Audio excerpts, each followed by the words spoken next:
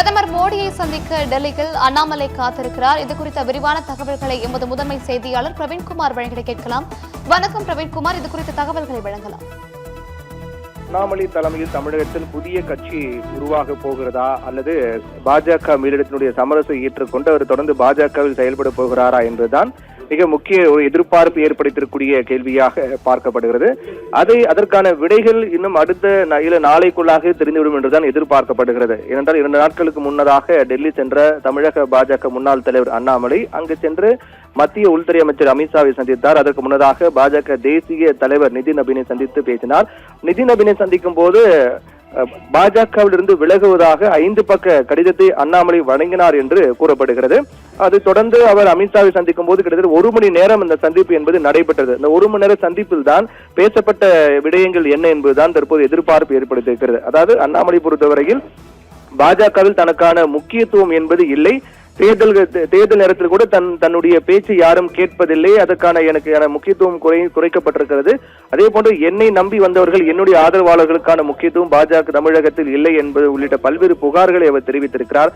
அதே போன்று நடந்து முடிந்த தமிழக சட்டமன்ற தேர்தலில் வேட்பாளர் தேர்வு, அவர்களுக்கான தொகுதி ஒதுக்கீடு உள்ளிட்டவெல்லாம் பல்வேறு முறைகேடுகள் நடைபெற்றிருப்பதாக அண்ணாமலை மத்திய உள்துறை அமைச்சர் அமித்ஷாவிடம் கூறியதாக சொல்லப்படுகிறது.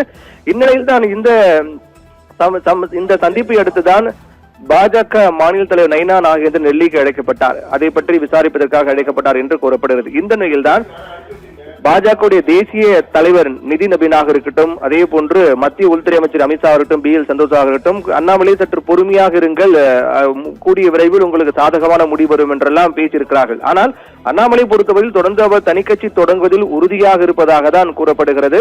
அதிலிருந்து அவர் பின்வாங்குவதற்கான வாய்ப்பு இல்லை என்றும் சொல்லப்படுகிறது. இருந்தாலும் இதில் மிக முக்கியமான ஒரு கட்டமாக பார்க்கப்படக்கூடியதுதான் இன்றைய தினம் அவர் பிரதமர் நரேந்திர மோடியை சந்திப்பதற்காக நேரம் கேட்டு காத்துக் கொண்டிருக்கிறார். 2 நாட்களுக்கு முன்னதாக டெல்லி சென்ற அண்ணாமலை இன்னும் அவர் சென்னை திரும்பவில்லை. காரணம், அவர் பிரதமர் மோடியை சந்திப்பதற்காக நேரம் கேட்டிருக்கிறார். நேரம் கிடைத்தவுடன் பிரதமர் மோடியை சந்தித்து விட்ட பிறகுதான் அவர் சென்னை திரும்புவதற்கான வாய்ப்பு இருக்கிறது.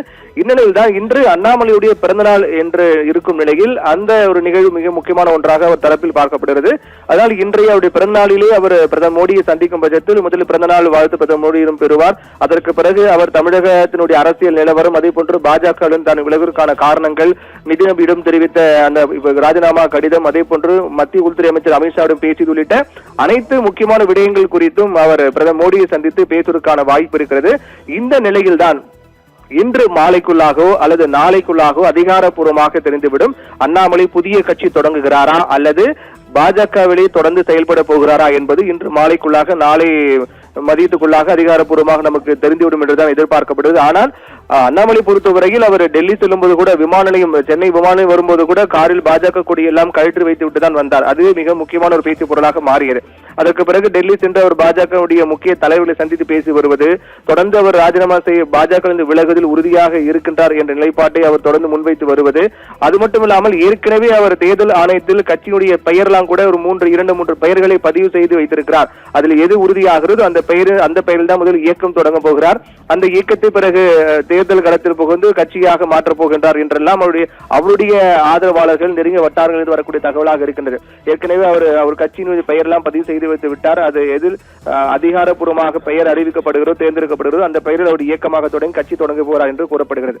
இந்நிலையில் தான் அவர் பாஜகவுடைய தேசிய தலைவரை சந்தித்து விட்டாலும், அதற்கு பிறகு மத்திய உள்துறை அமைச்சர் அமித்ஷாவை சந்தித்து விட்டாலும், பிரதமர் மோடியை சந்திப்பதற்காக அவர் காத்துக் கொண்டிருப்பதுதான் இன்றைய நாளில் அவர் பிரதமர் மோடி சந்திப்பதற்கான வாய்ப்பு இருப்பதாக கூறப்படுகிறது. இன்றைய நாள் பிரதமர் மோடி சந்தித்து விட்ட பிறகு இன்று மாலையோ அல்லது நாளையோ அவர் சென்னை திரும்புவார். அப்படி சென்னை திரும்பும்போது அவர் செய்தியாளர் சந்திப்பு இருக்கும். அந்த செய்தியாளர் சந்திப்பில் தான் அவர் எடுத்திருக்கிற முடிவு என்ன என்பது தெரியவரும். அதிகபட்சமாக நாம் விசாரித்து நமக்கு வந்த தகவலின் அடிப்படையில் பார்க்கும்போது அவர் தனிக்கட்சி தொடங்குவதில் உறுதியாக தான் இருக்கின்றார். ஆனால் பாஜக பொறுத்தவரையில் அண்ணாமலை தொடர்ந்து பல்வேறு பேட்டிகளில் நாம் பார்த்திருப்போம், பிரதமர் மோடியின் ஒரே முகத்துக்காக தான் நான் பாஜகவில் ஈர்க்கப்பட்டேன் என்றெல்லாம் தொடர்ந்து கூறி வருகிறார். அதன் மூலமாக பார்க்கும்போது பிரதமர் மோடியினுடைய மிக தீவிர ஆதரவாளராக அண்ணாமலை பார்க்கப்படுகிறார். அந்த அடிப்படையில் பார்க்கும்போது அமித்ஷா என்னதான் சமாதானப்படுத்தினாலும், நிதின் நபீன் என்னதான் சமாதானப்படுத்தலாம், அதையெல்லாம் கடந்த அவருடைய நிலைப்பாட்டில் முடிவில் உறுதியாக இருக்கக்கூடிய அண்ணாமலை பிரதமர் மோடியை சமாதானப்படுத்தும் போது அல்லது பாஜக விலகக்கூடாது என்று அவர் அறிவித்தும் போது அதை அவர் மறுப்பாரா என்பதும் ஒரு கேள்விக்குறியாக தான் இருக்கின்றது. அந்த அடிப்படையில் பார்க்கும்போது பிரதமர் மோடியை சந்திப்பதற்கு இந்த நிமிடம் வரை வரை பாஜக முன்னாள் தலைவர் அண்ணாமலை பாஜக விலக வேண்டும், தனி கட்சி தொடங்குவது என்பது உறுதியாக இருக்கிறார், அதை தெரிவித்து விட்டார். ஆனால் பிரதமர் மோடியை சந்தித்து விட்ட பிறகு அவர் என்ன முடிவெடுக்க போகிறார், அதே முடிவில் அவர் தொடர்வாரா அல்லது மாற்றம் ஏற்படுமா என்பது பொறுத்திருந்து பார்க்க வேண்டும். அந்த அளவுக்கு மிக முக்கியமான ஒரு சந்திப்பாக அண்ணாமலை இன்று பிரதமர் மோடியை சந்திக்கக்கூடிய நிகழ்வு பார்க்கப்படுகின்றது. ஷர்மிளா.